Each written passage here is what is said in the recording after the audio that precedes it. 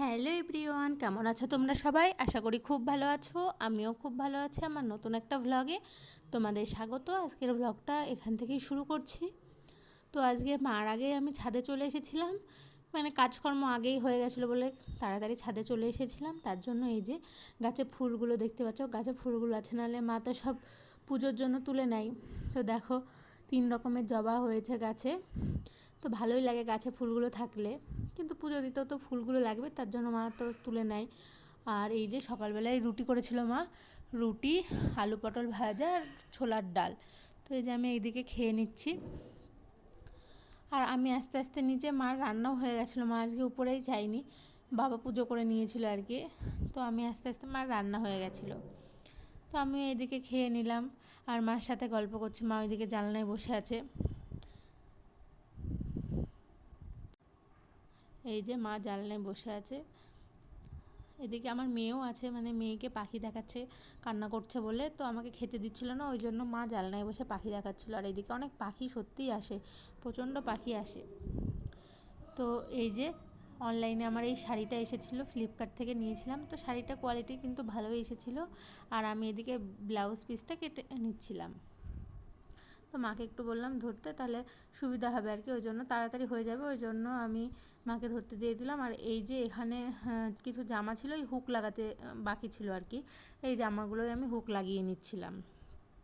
তারপরে মার তো আজকে তাড়াতাড়ি রান্না হয়ে গেছিলো, আর আমি ভাতটা বসিয়ে দিলাম। এই যে চালটা ধুয়ে নিচ্ছি, চালটা ধুয়ে আমি ভাতটা বসিয়েছি, আর মা রান্নাগুলো সব কমপ্লিট করে ফেলেছে। আর কিছু বাসন ছিল, সেই বাসনগুলো আমি এই যে স্নানের আগে এই বাসনগুলো মেজে ধুয়ে যাচ্ছিলাম, কারণ আজকে কাজ ছিল না, বসেই দিন কাটিয়েছি। আর তারপরে বাসন মাজা হয়ে গেলে গ্যাসটা আমি মুছে নিচ্ছি, ভাত হয়ে গেছিলো ওদিকে, তো গ্যাসটা আমি মুছে নিলাম। আর দেয়ালটায় অনেক তেল পড়ে যায় কেন কি জানি, প্রচণ্ড তেল পড়ে, তো দেয়ালটাও আমি মুছে নিচ্ছি আর কি। আর আমি রান্নাঘরটা যতই গোছাই না কেন, গোছানো থাকে না কেন, আমি বুঝতে পারি না, রান্নাঘরটা একটুও গোছানো থাকে না।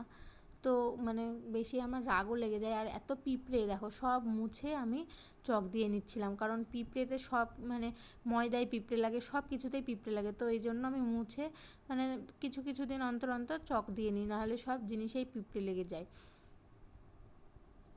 তো এই যে আমার এইগুলো গ্যাসগুলো মোছা কমপ্লিট হয়ে গেছে। তারপরে স্নান ধান করে মেঘ হয়েছে, তো এই জন্য ভেজা ছিল জামা কাপড়গুলো একটু হালকা, তো জামা কাপড়গুলো আমি তাও তুলে নিলাম, না হলে আবার যদি বৃষ্টি আসে ওই জন্য।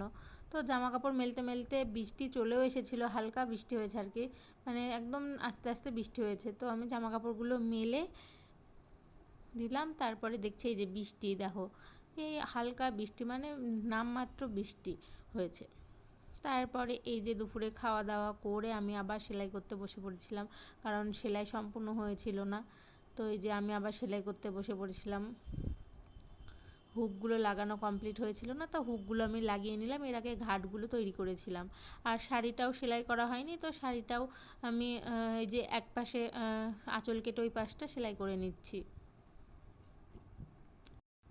আর রান্না বান্না না থাকলে তো মনে হয় কোনো কাজই মানে হয়নি, এরকম কেমন একটা লাগে, তাড়াতাড়ি কাজ হয়ে গেলেও কেমন বিরক্ত লাগে। আর ওই যে ওইদিকে মা না বাবা ওইদিকে ফোন দেখছিল, আর আমি এইদিকে কাপড়টা সেলাই করে নিচ্ছিলাম। শুধু কাপড় সেলাইও করিনি, মার কিছু নাইটি ছিল সেইগুলোও আমি সেলাই করে দিয়েছি, নতুন নাইটি ছিল তো সেটাও সেলাই করে দিয়েছিলাম। তো একটা জিনিস সেলাই করতে বসলে অনেক জিনিসই চলে আসে, মা বাবা বলে যে এটা সেলাই করতে ওটা সেলাই করতে, তো অনেক কিছু আর কি সেলাই করাই হয়েই যায়। তো তার জন্য মানে অনেকটাই আজকে সেলাই করেছি, তো সম্পূর্ণটা আর কি দেখানো হয়নি তোমাদের সাথে। আর আজকের ভিডিওটাও খুব বড় না, মানে খুবই ছোট। তো আজকের ভিডিওটা এতটাই ছিল। তো তোমরা প্লিজ একটু কমেন্ট করো, তাহলে তো আমার আরও বেশি উৎসাহ হবে ভিডিও দিতে। তো আজকের ভিডিওটা এতটাই ছিল, টাটা।